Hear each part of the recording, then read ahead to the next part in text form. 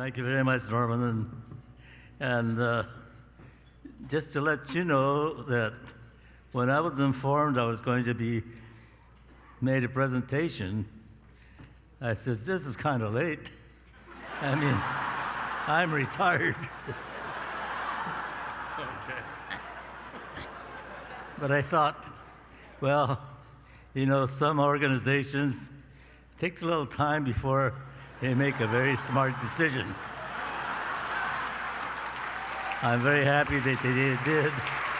And I just want to tell you a little bit about it. And in the process of putting Little Tokyo back on the map and getting the Japanese Americans to be survivals again, it took a lot of work, a lot of people working at night, a lot of people working on different ideas of how to resurrect Little Tokyo, to make it profitable, to make it attractive, and to start a museum to remind people of what happened to Japanese Americans, their neighbors.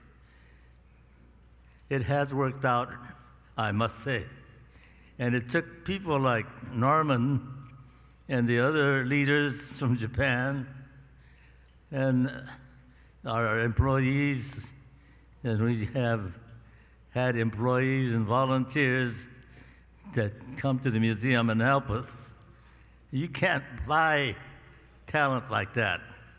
You cannot find dedicated workers like we have at the museum.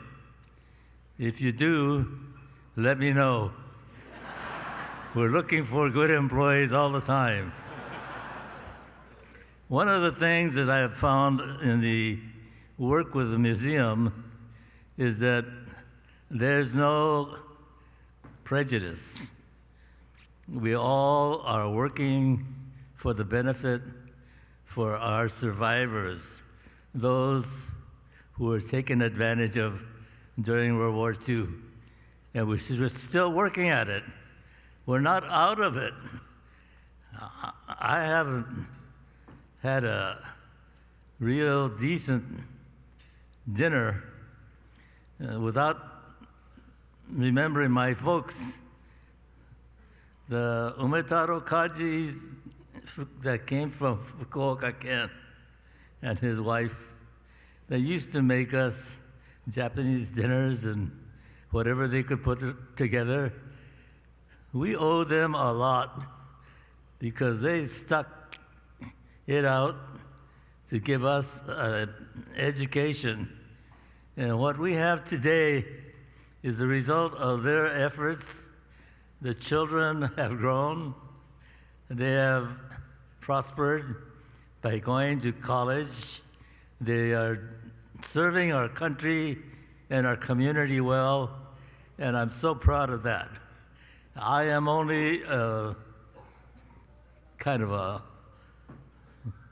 latecomer, a Nisei, but what I found out about the Nisei is they are of the same common blood, because I have read about it, about World War II. I served at the MIS in the Philippines and returned, but I read about the 142nd in Europe, and friends of mine that I got to know. We have given this country back to them.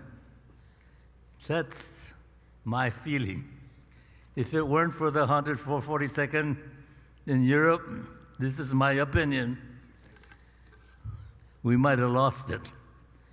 We might have lost the war in Europe. And if it weren't for us in the Pacific, we might have lost that too. So what I'm saying is basically our lives have been very friendly, precarious, and outstanding.